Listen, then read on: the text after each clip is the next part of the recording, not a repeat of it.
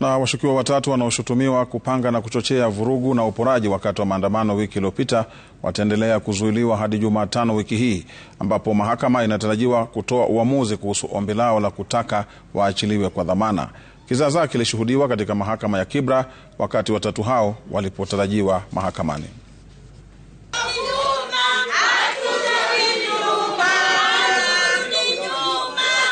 Nyimbo za ukombozi zilisheheni kwenye mahakama ya Kibra muda mfupi kabla ya kesi ya wanaharakati watatu kuanza.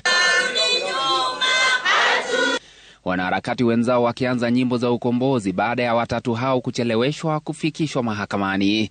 Ilimlazimu jaji wa mahakama kuu Diana Kavedza kuwatuliza. We keep quiet because we respect the crown. It is always silence in court, isn't it?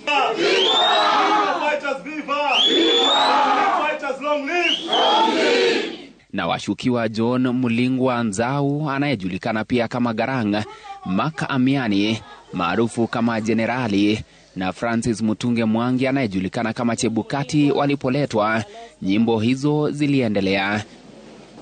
Wanaharakati hao wanahusishwa na ghasia zilizozuka wakati wa maandamano ya Juni 25.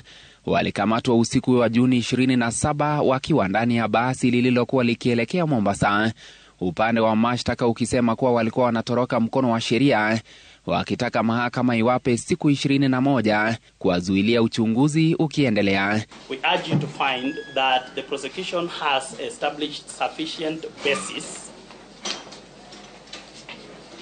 In other words, appropriate justification for this court to order that each of the respondents is held further to enable us complete our investigations.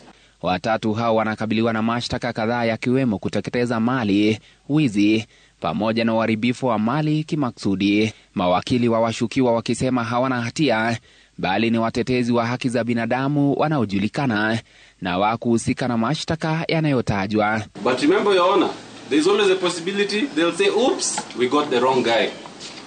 So what is the harm? To be incarcerated for 21 days, to be behind the police cells for 21 days, only for them to come and say, this was the wrong person. That is why in Oscar Sudi, the threshold was set where it is. Hakimu wa Kibra Masi Kahuya anatarajiwa kutoa uamuzi kuhusu ombi la DCI mnamo tarehe 2 Julai mwaka huu. Ben Kirui, runinga ya Citizen, Nairobi.